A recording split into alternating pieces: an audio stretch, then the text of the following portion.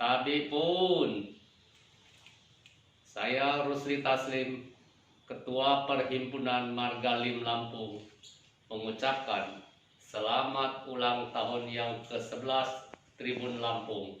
Semoga Tribun Lampung tetap maju, eksis, dan dapat memberikan berita-berita yang baik tentang keagamaan, budaya, kesenian yang menjadi toleransi umat beragama di Kota Bandar Lampung dan seluruh Lampung.